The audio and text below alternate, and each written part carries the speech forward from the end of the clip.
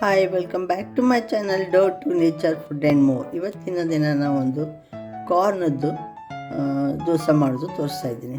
Corn ಅಂದರೆ ಇದು ಮೇಜದ್ದು ಇದು ಬರ್ತಲ್ಲ, ಅದರದ್ದು ದಲಿಯ ಸಿಕ್ಕಿತ್ತು ನನಗೆ, ರವೆ. ಅದನ್ನು ತೊಗೊಂಡ್ಬಿಟ್ಟು ನಾನು ಈಗ ಮಾಡ್ತಾಯಿದ್ದೀನಿ. 4 ರವೆ ಹಾಕಿದ್ದೀನಿ, ಒಂದು ಇಡ್ಲಿ ಅಕ್ಕಿ, ಒಂದು ಪ್ಯಾರಾಬೋಲ್ಡ್ ರೈಸು, ಒಂದು ದೋಸೆ ರೈಸು, ಒಂದು ಸಾದಾ ರೈಸು, ಹಿಂಗೆ ಒಟ್ಟು 8 ಹಾಕಿದ್ದೀನಿ.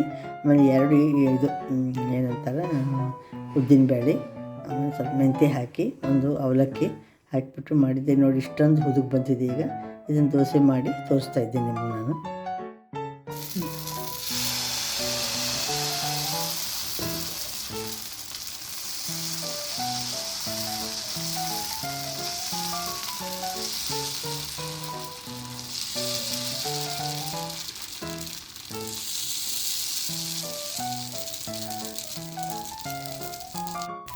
ಕಾರ್ನ್ ರವೆ ದೋಸೆ ಹಾಕಿದ್ದೀನಿ. ಈಗ ನೋಡಿ ತುಂಬ ಚೆನ್ನಾಗಾಗಿದೆ.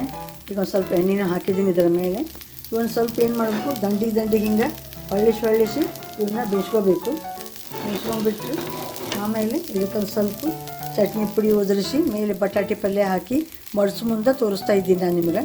ಈಗ ಮಡಿಸಿದ್ದೀನಿ ನೋಡಿ, ತುಂಬ ಕ್ರಿಸ್ಪಿಯಾಗಿ ಬಂದಿದೆ ದೋಸೆ ನೋಡಿ.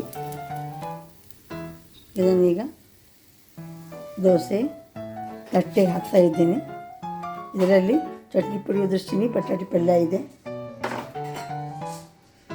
ನೋಡಿದ್ದು 2ನೇ ದೋಸೆ.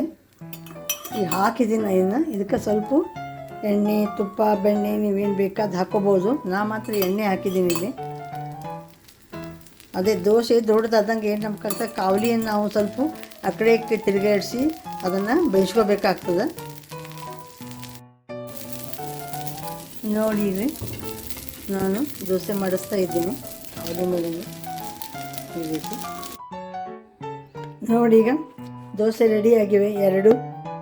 ಇಷ್ಟು ಚೆನ್ನಾಗಿ ಆಗಿವೆ. ಈ ರೀತಿ ನೀವು ಕಾರ್ನದ್ದು ಅಂದರೆ ಅದು ಹೆಲ್ದಿನೂ ಹೌದು, ಅದಕ್ಕೆ ಕಾರ್ನದ್ದು ಈ ರೀತಿ ನೀವು ಮಾಡ್ಕೊಂಡು ನೋಡಿರಿ.